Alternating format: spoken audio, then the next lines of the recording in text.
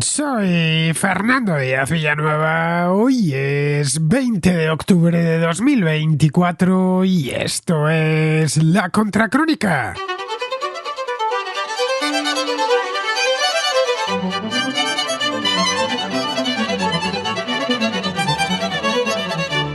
Bienvenidos a la contrarréplica, la del domingo, porque a domingo estamos. Aunque eso sí, este programa se escucha a lo largo de toda la semana.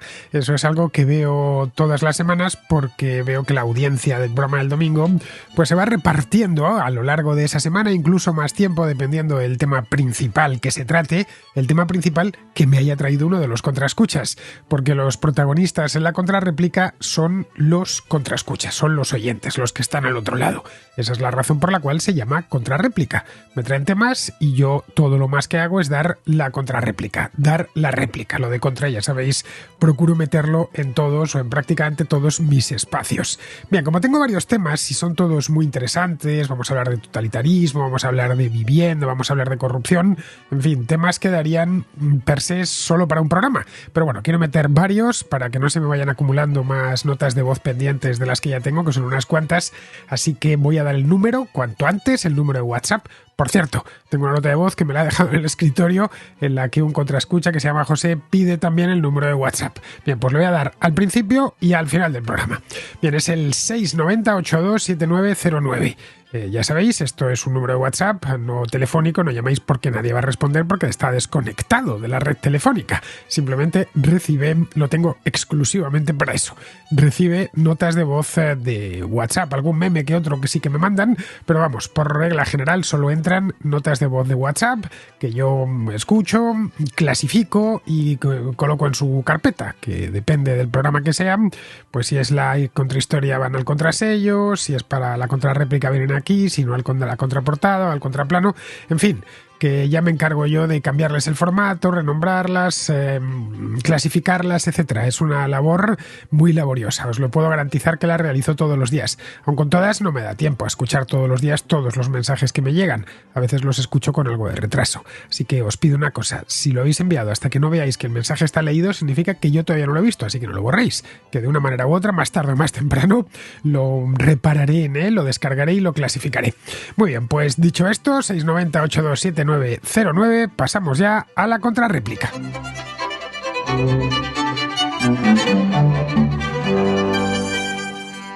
Empezamos con Pedro, que está en Barcelona y que nos habla, os lo he anticipado ya en la introducción, de totalitarismo. Escuché a...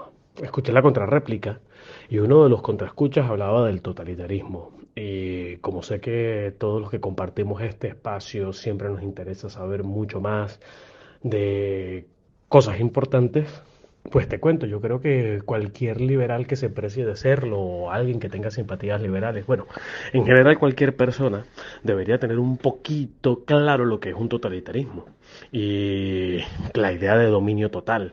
Esto lo podemos encontrar en Los orígenes del totalitarismo de Hannah Arendt, que es un libro denso, pero es un libro que nos permite conocer de dónde viene esta idea de totalitarismo, qué diferencias vamos a encontrar luego con una dictadura o con cualquier otro tipo de régimen autoritario, ¿no?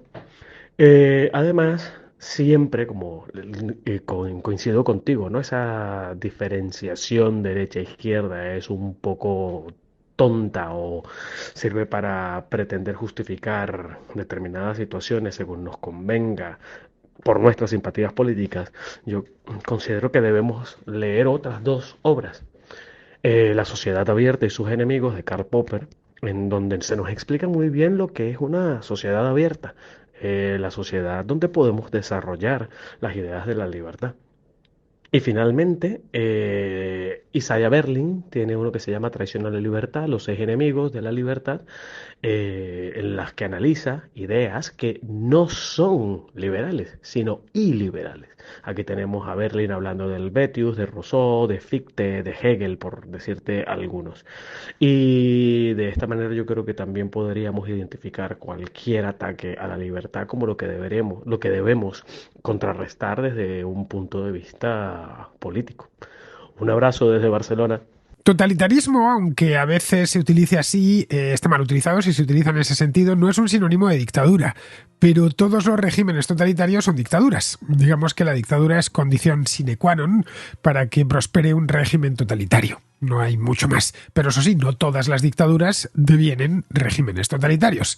En una democracia liberal es imposible que prospere un régimen de estas características porque en todas las democracias liberales existen contrapesos que funcionarán mejor o peor, dependiendo del momento y del país, pero que están ahí para evitar que el poder político lo totalice todo, todos los aspectos de la vida de ese país y de la vida de sus ciudadanos. Bien, esto es importante hacer esta salvedad porque a veces se identifica de manera un tanto temeraria la dictadura, cualquier dictadura, con un régimen totalitario. Incluso se dice, no, es que vivimos, esto es un... A veces se exagera y se hiperventila, ¿no? En muchas democracias, esto yo lo veo tanto en España como en Hispanoamérica, que es lo que más sigo. De, bueno, estamos ya en un régimen totalitario. Bueno, para, frena el carro, que tampoco es para tanto. La democracia en tal o en cual país tiene defectos, tiene problemas. Efectivamente, fulanito tiene ínfulas dictatoriales, pero de ahí a haber convertido ya el país en un régimen totalitario es utilizar una palabra que le viene demasiado grande, por regla general. Un régimen totalitario es algo muy concreto, es decir, concretísimo que se ha estudiado muchísimo, vamos. Son muchos los autores que a lo largo del siglo XX, especialmente en la segunda mitad, trataron este tema del totalitarismo. Pedro ha mencionado algunos, como Hannah Arendt o Isaiah Berlin, que lo tienen ambos muy bien trabajado. Pero para entender lo que es un Estado totalitario, no es necesario meterse en obras sesudas de pensamiento político. Es decir, no hace falta leerse 3 libros, ni uno siquiera. El totalitarismo es fácil de detectar si un régimen político en cuestión, el que estemos estudiando, cumple con una serie de características, o con prácticamente todas. Veamos unas cuantas. La primera es que un régimen totalitario implica un sistema político de partido único. Eso para empezar. Es decir, que solo puede concurrir a la vida política el partido del líder, que monopoliza el poder y elimina cualquier oposición. No hay mucho más. El juego político se ordena a través de un único partido. Ese partido se termina además confundiendo con el Estado. No se sabe dónde termina uno y dónde empieza el otro, terminan siendo lo mismo. Se habla de una suerte de Estado barra partido. Otro elemento que hace además este partido y que sirve como columna vertebral es la ideología oficial, que penetra en todos los ámbitos de la sociedad, desde la educación y la cultura hasta la vida familiar. Todo está impregnado de esa ideología oficial, que es la ideología del partido, y por lo tanto pasa a ser la ideología del Estado y obligatoriamente tiene que ser la ideología de todos los ciudadanos. Luego, todo régimen totalitario necesita controlar de forma estricta la información que reciben los ciudadanos. No puede ser menos. No hay regímenes totalitarios con libertad de prensa, eso no existe. El Estado-partido controla todos los medios de comunicación, cuando no directamente es titular de la propiedad de los mismos, y por lo tanto controla toda la información, sin excepción, más allá de la que circula a través de conductos no oficiales o escondidos, aquellos amistad, por ejemplo, de la antigua Unión Soviética, o ya en nuestro tiempo, en regímenes totalitarios, pues la gente utiliza el caso de Cuba, ¿no? Los teléfonos móviles, el WhatsApp y estas cosas. En otros es dificilísimo, porque el régimen ha conseguido incluso infiltrar las redes, cerrar el país a Internet, pero bueno, la idea que quieren, y un régimen totalitario prácticamente lo ha conseguido, controlar toda la información que hay que se difunde. La libertad de expresión es incompatible con un régimen de este tipo. La información suele consistir, además, en estos regímenes, en simple propaganda, con fines obvios de adoctrinamiento. Utilizan la propaganda para promover la ideología oficial, la del partido, y adoctrinar a la población desde su más tierna infancia. A menudo, si el líder es carismático, tipo Mao Zedong o Hitler o Fidel Castro, esa propaganda sirve además para crear culto a la personalidad en torno a ese líder. Esto fue muy común en la segunda mitad del siglo XX.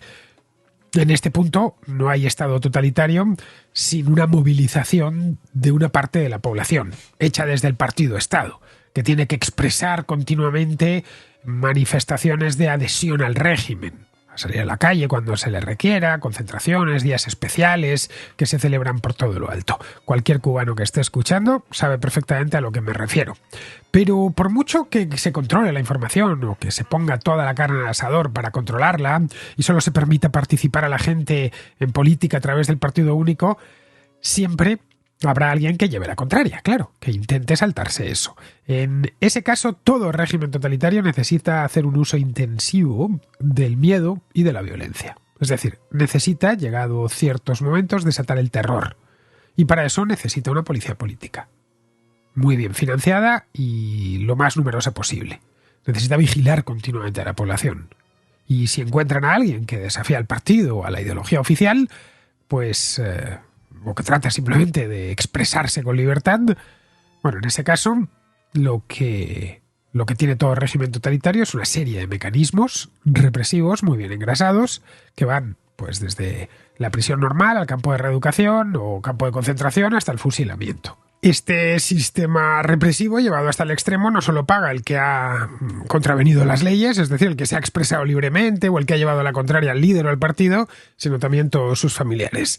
De esto también saben mucho los cubanos y sabe cualquiera que viviese en la Unión Soviética o en cualquier república popular del este de Europa. Es decir, terminaban pagando los familiares. En el caso de que alguien se evadiese del país, un futbolista, un pianista que se iba de la Unión Soviética, no podían ya hacer nada con él porque estaba a buen recaudo viviendo en Londres, en París o en Nueva York, pero en el caso de que tuviese un hijo que quisiese ir a la universidad, ya no podía ir a la universidad. O incluso cosas peores. Es decir, se podía llegar a encausar a su esposa o a sus familiares porque se sospechaba que, aunque no hubiera ninguna indicio que hiciese pensar eso, pero servía para escarmentar. Que sepáis que no solo que si haces esto lo van a terminar pagando tus familiares. Eso es típico también de los regímenes totalitarios. De hecho, la represión está concebida para eso mismo, para que sirva de escarmiento a otros que pretenden ir por el mismo camino. Luego otro elemento más sería el control de la economía. El Estado partido trata de controlar la economía del país, porque sabe que ahí es de donde trata de controlar el pan y los recursos, nada más. Por lo general prohibiendo o restringiendo la propiedad privada y la libre empresa. En el caso de los regímenes comunistas, pues eliminaba por completo. En los regímenes de tipo fascista o nazifascista sí se permitía la propiedad privada, pero el Estado tenía un papel preponderante en la economía. Ojo, no todos los estados totalitarios que existieron en el siglo XX eran iguales. Y esto es importante remarcarlo. Los había más y menos totalitarios. El que más se aproximó al modelo perfecto, yo creo que fue de los grandes. El modelo perfecto puro, en estado puro, fue la Albania de Enver Hoxha. Y la Corea del Norte de Kim Il-sung hace 40 años. El actual se parece también bastante porque ya ha habido muy poca evolución, pero la perfección pura era la del abuelo. Y en el caso de Enver Hoxha era un régimen completamente enloquecido. Pero son dos países muy pequeños. En el caso de países grandes, lo más parecido fue la China de Mao Zedong, la Unión Soviética de Stalin o la Alemania hitleriana, especialmente a partir de 1939, cuando ya desatan la guerra y se adueñan pues absolutamente de todo. Bien, eso sería en líneas generales, como veis, no hace falta irse a leer un tocho de Hannah Arendt o de cualquier otro autor, de Isaiah Berlin, de los que han tratado este tema, que se entiende perfectamente qué consiste un Estado totalitario. A poco que uno sepa los elementos básicos, con eso basta. Algunas dictaduras lo que han hecho es quedarse a medio camino y otras lo han conseguido por completo. Esa es la razón por la que algunos teóricos hablan de estados semitotalitarios, como sería el caso, por ejemplo, de la Venezuela de Nicolás Maduro, donde aún quedan algunos espacios en los que se puede expresar cierta disidencia y no se ha yugulado del todo la iniciativa privada. Otro debate es si el franquismo fue un estado totalitario, a pesar de que Franco llegó a decir en una comparecencia con cámaras de cine delante, esto fue en el 39, en el 40, que iba a armonizar o a florecer en España, no recuerdo el verbo exacto que utilizó, un estado totalitario. El hecho es que lo que más se aproximó a un estado totalitario durante el franquismo fueron sus primeros años, la primera década, la de los 40. Pero, por ejemplo, la propiedad privada nunca se eliminó por completo. Y a partir de ahí, especialmente en el ámbito económico, pero también en el político, se fue poco a poco el régimen abriendo. Es decir, para los años 70, 71, 72, el régimen de Franco ya era bastante distinto a lo que había sido en el año 1940, 41, 42, es decir, solo 30 años antes. Seguía siendo naturalmente una dictadura, pero ya no tenía esos aires fascistizantes que había tenido coincidiendo con la Segunda Guerra Mundial. Se había abierto la economía al extranjero después del plan de estabilización de Ullastres del año 1959 y se habían dado algunos pasos aperturistas a lo largo de la década de los 60, como por ejemplo la ley de prensa que evitaba la censura previa, pero en el franquismo la iniciativa privada podía incluso tener medios, cosa que en un régimen totalitario puro pues era directamente impensable que hubiese cadenas de radio o periódicos pertenecientes a empresas privadas. En el franquismo sí fue posible. Vamos, el franquismo fue una dictadura que nunca llegó a ser propiamente un estado totalitario. Aun con todas, esto es algo que se debate muy a menudo y suelen poner siempre como ejemplo pues ese vídeo en el que aparece Franco diciendo lo de prosperará en España un estado totalitario. No sé bien si es que totalitario le gustó al que le escribió el discurso o al propio Franco, la palabra le gustaba. En aquel entonces estaban de moda, la Italia de Mussolini en los años 30 era tremendamente popular, también en parte lo era la Alemania nazi porque todavía no había estallado la guerra mundial y aunque muchos desconfiaban de ella, otros lo veían como un modelo de éxito. Hay que tener en cuenta que durante ese periodo de la historia del siglo XX la democracia liberal entra en crisis y empiezan a acariciarse alternativas como la Rusia bolchevique, la Alemania nazi o la Italia fascista, que superaban, según ellos, las democracias liberales denostadísimas del siglo XIX, que las consideraban incluso pasadas de moda. Bueno, el caso de Franco seguirá debatiéndose y por más que veamos ese vídeo, si bajamos a la realidad de su régimen, que fue bastante largo, por cierto, casi 4 décadas, pues lo que vemos es que no encaja con todo esto que os he comentado antes. Así que hablar del franquismo como régimen totalitario, no del todo. Lo mismo le sucede al régimen de Nicolás Maduro en Venezuela. Pero vamos, ojo, que en muchas ocasiones que se haya quedado el régimen en la categoría de semitotalitario o de dictadura normal, a veces no ha sido por falta de ganas del dictador, que sí, que quería ir a por un régimen totalitario, simplemente no se lo pudo permitir. Tenía resistencias internas, porque no tenía los recursos económicos suficientes, porque no estuvo dispuesto o no tuvo la oportunidad de aplicar la fuerza y el miedo y el terror necesario. En fin, que seguramente Nicolás Maduro envidia a Díaz-Canel, al cubano, por lo bien montado que se lo tiene, pero no encuentra el modo de llegar a tener lo mismo en Venezuela.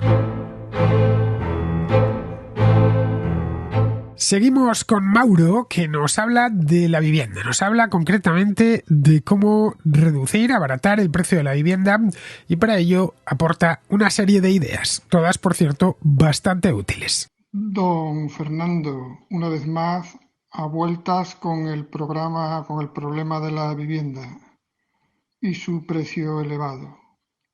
¿Cómo reducir el precio de la vivienda? Pues aumentando la oferta y reduciendo la demanda, no tiene más. La vivienda puede ser o bien en propiedad o bien en alquiler. Eso por el lado de la demanda, pero la demanda de vivienda también es depósito de valor, es decir, el ahorro familiar. Esa demanda de depósito de valor es una demanda inversa, es decir, conforme aumentan los precios, aumenta la cantidad demandada, porque la gente desea recuperar la inversión siempre. Por eso tiene demanda inversa. ¿Cómo podemos nosotros reducir el precio de la vivienda? Medidas simples. Primero, medidas a corto plazo, dando seguridad jurídica a los propietarios para que pongan en alquiler la vivienda. El mercado de alquiler está destrozado, lo cual contribuye a una reducción de la oferta muy importante. Segunda medida de corto plazo, dando seguridad jurídica a los fondos de pensiones y ahorro, de tal forma que la demanda depósito de valor, el ahorro familiar pueda derivarse hacia fondos de ahorro bancarios o de otras entidades mediadoras. Luego, medidas a largo plazo, simplificando la construcción de la obra nueva, mejorando los planes urbanísticos para que sean más eficaces para el ciudadano, que se pueda construir más rápido y más fácilmente, Y una última medida también a largo plazo, medio plazo, mejorando el transporte público interurbano, trenes, autobuses, metro y coordinándolos entre sí, de tal forma que los tiempos de acceso de cualquier punto de la ciudad a los lugares centrales de trabajo, ocio, comercio y educación sean reducidos e iguales. Entonces te da igual situarte en un barrio que en otro, porque los accesos a los lugares interesantes de la ciudad son siempre los mismos. Un cordial saludo y gracias por su buen trabajo. Has hecho, Mauro, un excelente resumen, yo lo hubiera hecho mejor, sobre lo que se debería hacer para que la vivienda sea barata. Y además, eres un artista porque lo has hecho en apenas 3 minutos. Bien, de este tema, de la vivienda, hemos hablado mucho en la contrarréplica. Y más últimamente, como cuando se han puesto, bien lo sabéis, se han puesto los alquileres por las nubes y bueno, pues es normal que se hable de esto. Hace nada, unas horas, pasando al lado de mi casa, había el sindicato de inquilinos o algo así, había organizado una concentración aquí cerquita y estaban diciendo, he parado un momento a escuchar, pasaba con la bicicleta y estaban diciendo que no había que pagar los alquileres, en fin, una sarta de estupideces muy propia, por cierto, de la extrema izquierda, que no sé si son conscientes, alguno me ha dado ganas de decírselo, pero señores, que están ustedes en el gobierno, que tienen a Sumar, que es el antiguo Podemos, lo tienen en el gobierno, que no están en la oposición, pero bueno, en fin, que es un tema que ha renacido bastante. El gobierno en España es un gobierno de izquierda, extrema izquierda, y a pesar de ello no les está yendo demasiado bien, entonces tienen que buscar temas y uno de los temas es este. Bien, como comentábamos el otro día aquí mismo, alquilar una vivienda en España, concretamente en ciudades grandes como Madrid, Barcelona, Bilbao, Valencia, Sevilla, Alicante, Zaragoza, en fin, las principales ciudades del país, es misión imposible para mucha gente, porque no encuentran una sola vivienda. Es decir, que no la hay. Empiezan a tachar y nadie les alquila una vivienda, porque los requisitos son muy exigentes. No solo por el precio, en algunas ocasiones podrían llegar a pagarlo, pero no cumplen los requisitos. Porque una de las cosas que ha secado el mercado del alquiler, y de la que se habla muy poco, no ha sido solo el precio, que está claro que es una manera de contener a quien puede o no puede acceder a un bien. No, hay gente que podría decir, bueno, sí, yo estaría dispuesto sacrificándome a pagar esto, pero es que además de eso hay que cumplir una serie de requisitos que imponen los propietarios para tratar de protegerse frente a los impagos. Esto, ojo, es algo perfectamente razonable. Yo no soy propietario de ninguna vivienda en alquiler, pero en el caso de que lo fuesen, miraría muy mucho a quién se la alquilo. Y creo que cualquiera de los que estamos aquí hoy. Para evitar, evidentemente, que me busquen un problema de primerísima magnitud, como es tener un inquilino que no te paga. Esto a un fondo de inversión que tiene 300 apartamentos, pues le da igual que uno no se lo pague, pues tiene abogados, en fin, no le supone un drama. Pero para una persona, y el 92% de los alquileres en España, de los caseros, son particulares, es decir, prácticamente todos. Para un particular que tiene una vivienda que heredó de sus padres o que compró en su momento para invertir y que la tiene en alquiler, que no le paguen un mes, otro mes, pues le puede ocasionar problemas serios, muy serios. Entre otras cosas porque aparte del hecho mismo de no estar ingresando por el alquiler, es que tienes que gastar en abogados, Dios sabe luego cómo te vas a encontrar la casa cuando consigas desahuciarles, etcétera. Es decir, es normal que los propietarios a quienes se ha desamparado completamente tengan miedo. Si yo fuese propietario de casas en alquiler, lo temería, por supuesto. Bueno, esa es la razón por la que en ciertos lugares de Madrid, para una sola vivienda, y me consta que en Barcelona es igual, hay decenas y decenas de candidatos. Y es normal que el propietario trate de asegurarse el cobro, escogiendo a los que más ganan, a los que no tienen hijos y a los que están en rangos de edad que menos problemas pueden plantear. Es decir, que lo que ha conseguido el gobierno, tratando de proteger, como dicen ellos, a los más vulnerables, es desproteger a los más vulnerables por completo. Bueno, el caso de las familias con hijos creo que es el más paradigmático. Nadie en su sano juicio alquilaría hoy su casa a una familia con hijos, a no ser que esa familia venga muy bien recomendada o sea de la máxima confianza. En el momento en el que esa familia decida dejar de pagar, no se les puede desahuciar, porque la ley les protege. No hay más. Esto es así desde que empezó la pandemia y el gobierno no ha querido quitar eso. Otro colectivo vulnerable, que son los jóvenes, así se les califican, también han quedado fuera en buena medida del mercado de la vivienda. Por lo mismo, por el precio, porque en muchos anuncios ya ponen rangos de edad, por debajo de 40 o por debajo de 35 no queremos saber nada. De nuevo, queriendo protegerles, se les ha desprotegido. Esta es la ley de las consecuencias no buscadas y entiendo que no deseadas. Podríamos pensar en este punto que el propietario en cuestión, ese que se niega a alquilar la vivienda a una familia con 3 hijos o a un jovencito de 23 o 25 años, es un desalmado. Pero no es un desalmado en absoluto. Él no es responsable de que esa familia esté en problemas económicos. No es responsable de ese jovencito que tiene un trabajo temporal. Lo que ha hecho el Estado aquí es trasladar la política social a ciudadanos comunes y corrientes, para que la financien ellos. Es decir, que si alguien tiene problemas económicos, tiene que ser el propietario de esa vivienda el que les facilite la vivienda en sí. Pero vamos, en líneas generales, Mauro, es exactamente lo que has dicho. Si queremos que el precio, no ya de la vivienda, sino de cualquier bien, de cualquier producto baje, yo creo que esto lo entiende cualquiera, hasta un niño. No hay que, si es posible, no hay más que aumentar la oferta de ese producto. En España, la demanda de vivienda es muy superior a la oferta de la misma, tanto en alquiler como en venta. Si hay mucha demanda de patinetes eléctricos, qué sé yo, aumentará la oferta de patinetes eléctricos y bajarán de precio. Evidentemente, no se puede decir lo mismo de una obra de Picasso, porque está limitada. O de productos que incorporan, qué sé yo, oro macizo. Pues ahí, por mucho que aumentes, la cantidad de oro que se puede extraer y poner en circulación cada año es pequeña. Pero en el caso de la vivienda, no lo sé. España está llena de millones de viviendas que se han tenido que construir en algún momento. Vale, es cierto que en algunos lugares, especialmente en el centro de las ciudades, sobre todo en algunos barrios, es difícil, por no decir imposible, aumentar la oferta de vivienda porque son zonas ya consolidadas.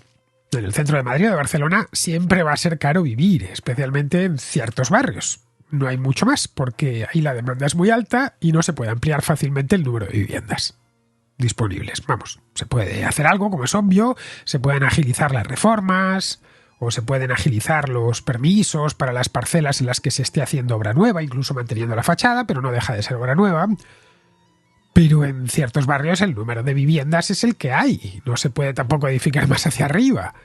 En mi barrio, por ejemplo, en Madrid, los edificios que hay en el barrio son de los siglos XVIII y XIX, hay algunos del XVII, también algunos del siglo XX, pero casi todos son del XVIII y el XIX. Y el que yo vivo es del siglo XIX. Es la razón por la cual no tengo ascensor, pues no se hayan inventado todavía. Y el que tengo enfrente y al lado también. Es decir, que esta zona de la ciudad lleva consolidada desde hace más de un siglo. Y aumentar la oferta de vivienda aquí es francamente complicado. Pero en otras zonas de la ciudad es más sencillo. Aumentar la oferta basta con disponer del suelo y eliminar burocracia, lo que ha comentado Mauro, para que los promotores puedan construir nuevas viviendas. Se pueden además retirar un montón de impuestos que recaen sobre la vivienda y así se abarataría todavía más. En algunas ciudades, cierto es, tienen problemas de escasez de suelo, porque están, qué sé yo, situadas entre montañas. Ese es el caso de Bilbao, por ejemplo, o Barcelona, que está entre el mar y la montaña, pero bueno, pueden crecer al otro lado de esa montaña. En el caso del mar no, todavía no necesitamos vivir en palafitos. Pero bueno, en otras, lo mismo, algo parecido a esto sucede en las islas muy pequeñas, pero eso es la excepción, no la norma. En Madrid concretamente, y quien dice Madrid dice Zaragoza, dice Valladolid, dice Sevilla. Al no haber línea de costa, pues la ciudad puede crecer en prácticamente todas las direcciones. Bueno, y eso es en definitiva lo que ha hecho a lo largo de su historia.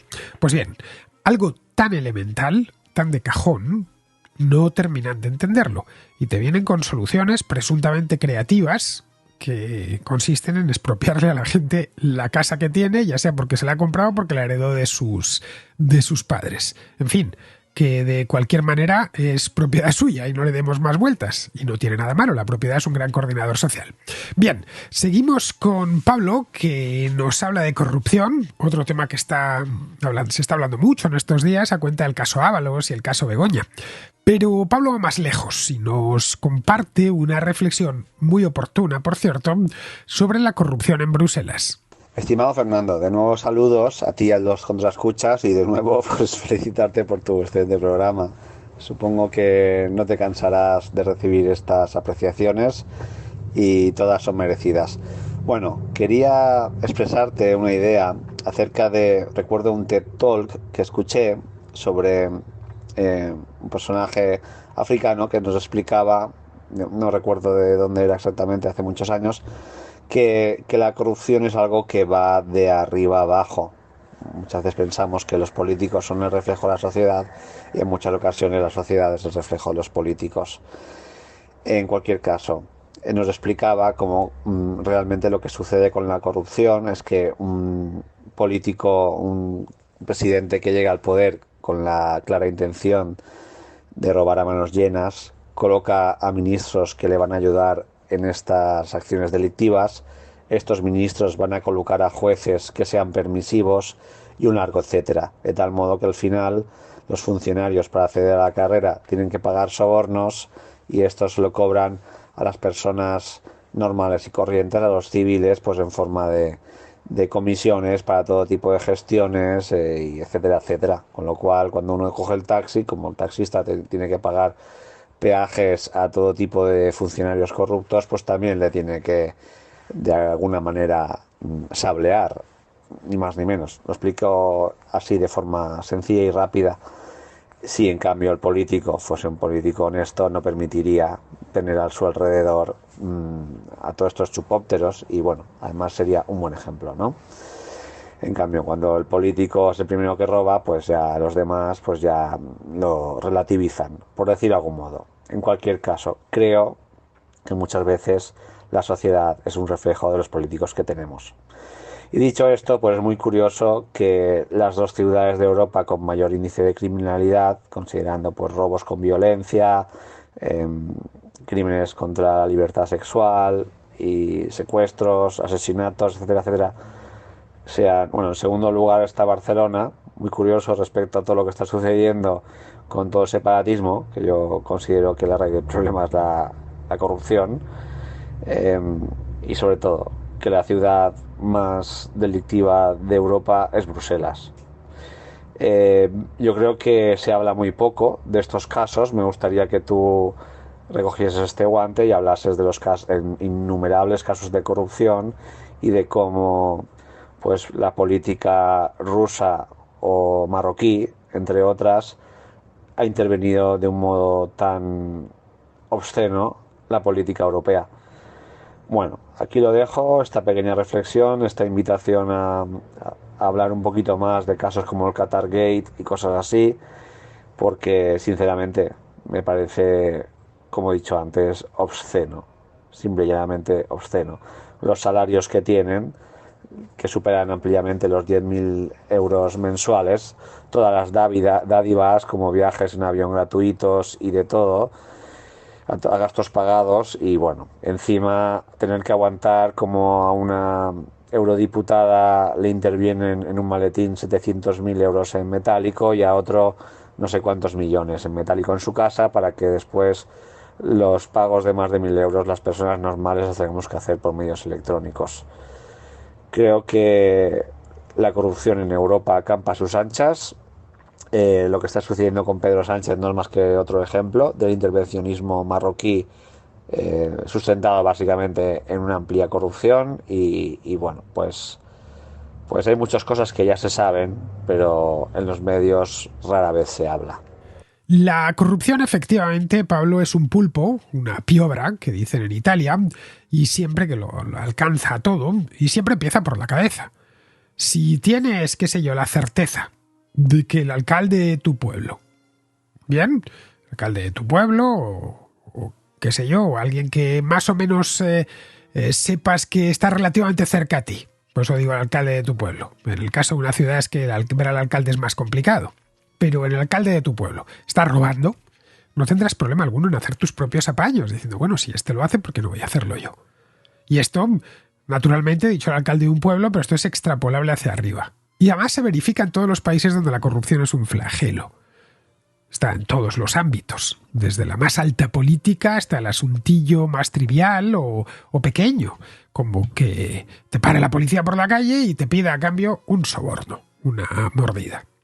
Luego, respecto a lo que comentas en Bruselas, de Bruselas, vamos, a ver, es un lugar donde se concentra mucho poder y sobre todo se concentra mucha influencia.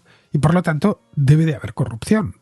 Algunos casos, como el Qatargate este que nos comentas, se han descubierto y otros pues permanecerán ocultos. Lo que sí te puedo garantizar es que en Bruselas ningún policía te va a pedir un soborno. Es decir, que la corrupción no ha bajado hasta ahí. De cualquier modo, para decir que existen casos de corrupción e informar de ellos, es necesario tenerlos demostrados. Lo fácil en una tertulia de amigos es decir que en tal o cual sitio se lo están llevando crudo, pero es que eso no lo puedes publicar, ni yo lo puedo decir a través de este micrófono. Por dos razones, ojo. Primero porque no tengo las pruebas, y por lo tanto estoy afirmando algo que no sea ciencia cierta. Y eso es temerario. De entrada, y puede ser muy injusto, porque quizás esté acusando a alguien de algo que no ha hecho. Y segundo, porque arruinarle la vida. Y segundo, porque podrías, como es lógico, enfrentarte a una demanda muy seria por calumnia. Así que así es como funciona este negocio. Y debe seguir funcionando así. Cuando se acusa a alguien de algo, se tienen que aportar pruebas, en una palabra. La razón por la cual no hay más escándalos o no nos enteramos de más escándalos de corrupción a escala europea, la desconozco. No sé, quizás sean refinadísimos y no haya manera de atraparles. O que quizá nadie se haya puesto a investigarlo a fondo por falta de pistas. Ojo, y apunta esto de la pista porque es importante. No olvides que los casos de corrupción empiezan siempre con una pista que se corresponde con una filtración. El periodismo de investigación consiste esencialmente en periodismo de filtraciones, que luego ya el periodista en cuestión va abriendo y componiendo la imagen final, hasta construir toda la historia. Pero parte de una filtración o de una serie de filtraciones. El famoso garganta profunda del Watergate, vamos. Pueden venir de alguien que participe en el entramado corrupto, o de una investigación policial, o de una filtración judicial. Pero todos, sin excepción, todos los casos de corrupción empiezan siempre con información filtrada hacia la prensa que va poco a poco aumentando. En el momento en el que ya tienes una pista, se trata de ir siguiéndola y bueno, te van apareciendo otras. La labor del periodista de investigación es muy similar a la del detective. En el tema de la Unión Europea, el escándalo más cercano que tenemos es este que has comentado, el del Qatargate, que afectó directamente al Parlamento Europeo. Involucró a varios eurodiputados y a sus asistentes, y se les acusaba, como bien sabemos, de aceptar sobornos de Qatar a cambio de influir en las decisiones del Parlamento Europeo que tuviesen que ver con aquel país. Así de memoria me viene algún otro, como el de aquel comisario de salud de hace ya unos cuantos años, era un maltés, recuerdo, que fue obligado a dimitir cuando, después de una investigación de la Oficina Europea de Lucha contra el Fraude, se le acusó de estar involucrado en un caso de tráfico de influencias relacionado con la legislación antitabaco. Pero esto fue hace bastante, ya la cosa de 15 años. Luego, unos años antes hubo otro caso en el que varios eurodiputados fueron acusados también de aceptar sobornos. Pero vamos, la mayor parte de la corrupción en Europa, en la Unión Europea, tiene lugar con los famosos fondos de cohesión, los fondos estructurales, que se administran en los países miembros. Eso no se administra, las adjudicaciones no las hace Bruselas. Te doy dinero para que construyas una autopista, una estación de tren. Bien, no hay nadie en Bruselas adjudicando esa obra, lo hace el gobierno nacional o el gobierno regional. Y ahí es donde está la parte de León. Y claro, habría que ir país por país. Estamos hablando de muchos miles de millones de euros concebidos en sí para ser gastados en infinidad de proyectos. Claro, esto implica adjudicaciones y contratación, y ahí es donde aparecen estas tramas corruptas. Bueno, el caso Coldo tiene una parte, está relacionada con la Unión Europea por un fondo para comprar mascarillas y material sanitario. En algunos países se vigilan mucho estos fondos, cómo se administran, y en otros no se vigila demasiado. Y por lo tanto estallan continuamente escándalos de corrupción. Bien, vamos ahora con Goyo, que pregunta si se puede ser liberal y a la vez funcionario. Hola Fernando, hoy te traigo una pregunta un poco directa. Es sobre el liberalismo. Cuando te oigo hablar de este tema, pues siento que estoy bastante de acuerdo en la mayoría de cosas que planteas, en el libre mercado, en un Estado pequeño, etcétera. Sin embargo, la realidad es que yo soy funcionario y cuando hablo de este tema con algunos compañeros, pues tienen una opinión pues bastante, diametralmente opuesta. Entonces mi pregunta es, ¿se puede ser liberal y a la vez ser funcionario? Un saludo. No es la primera vez que preguntáis esto y como no es la primera vez, pues os digo lo que os he dicho en otras ocasiones. Naturalmente que se puede ser liberal y funcionario, solo bastaba, ni que ser funcionario, qué sé yo, fuese ser un delincuente, todo lo contrario. Pero esto, a ver, no es una opinión, es un hecho. Algunos de los liberales más conspicuos en España son profesores universitarios con categoría de funcionario. No sé qué, Huerta de Soto siempre lo dice, nivel 26 o algo así. Tampoco conozco yo muy bien las categorías de los funcionarios, pero él lo dice. Yo soy funcionario de nivel no sé qué, creo que es 26, una cosa así. Corregidme si me equivoco. Vamos, el caso de Jesús Huerta de Soto, de Carlos Rodríguez Brown, los dos bien liberales y además profesores han sido, profesores de la Universidad Estatal, uno de la Complutense, el otro de la Rey Juan Carlos. Por lo tanto, su plaza ha sido en propiedad. Bueno, Carlos está ya jubilado, pero Jesús Huerta de Soto sigue siendo funcionario. Me consta que no vive de eso, porque tiene una empresa propia, pero eso no le quita la categoría de funcionario. Bien, estos son bien conocidos, pero yo he tratado a otros liberales que trabajan para el Estado y que no encuentran ningún problema en ello. Todo lo contrario, lo más que alguno te dice es la ventaja de este trabajo es que, pues mira, tengo un horario bastante predecible y esto me permite pues leer por las tardes, etc. No sé, si el Estado existe necesita personal. Es decir, que los empleados públicos son necesarios.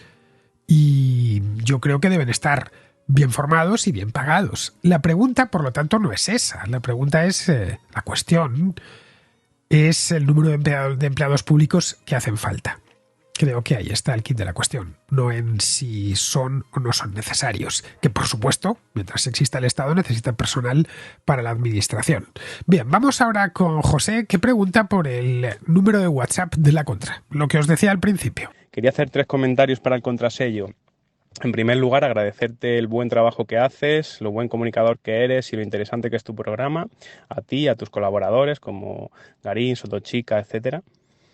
En segundo lugar, agradecer a los contraescuchas su valentía y su participación en el contrasello, aunque sí que me gustaría apuntar, desde el respeto, por supuesto, que me gustaría que planificasen lo que van a decir, ordenasen sus ideas y luego ya hicieran el audio para que fuera algo más fluido y no tan farragoso y repetitivo como algunas veces ocurre. Y por último, te pediría a ti que estuviera más a mano este teléfono de WhatsApp para enviar audios, ya que yo llevo escuchándote 2 años en los podcasts así de forma random y me acabo de topar por fin con el podcast de la Revolución de Octubre donde lo das. En iVoox, sí, quizá por mi torpeza no lo había encontrado antes. Así que, pues bueno, te agradecería que lo repitieras cada vez que presentes el contrasello, para que todos participemos. Mil gracias, un abrazo a todos, a ti y a los contraescuchas. Hasta pronto. Pues muchas gracias a ti, José, por tus amables comentarios sobre mí y sobre este programa.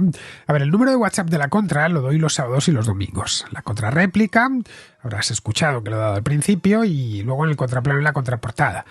Para los que escuchan esto a través de YouTube, pues no tiene mucho secreto, pero no tienen más que mirar a la pantalla y verán que ahí aparece bien grande. Junto a mi cara aparece, y la fotografía que va sobre el tema del programa, veréis que aparece el número bastante grande. La anterior versión de miniaturas parecía más pequeñito y dije, mira, voy a hacerlo todavía más grande. No lo doy a diario porque me parecería, no sé, muy intrusivo, muy reiterativo. Y es por eso que lo dejo el fin de semana, pensando sobre todo en los contraescuchas de iVoox que no tienen esa miniatura que sí ven los de YouTube. Pero vamos, te lo recuerdo y lo digo ya, y con esto cierro el programa de hoy. Es el 690-827909. Bien, queridos, con esto empezamos con el número, terminamos con el número y terminamos ahora sí que sí. Mañana será, hoy es 20, mañana será 21 y estaré aquí de vuelta. Hasta mañana.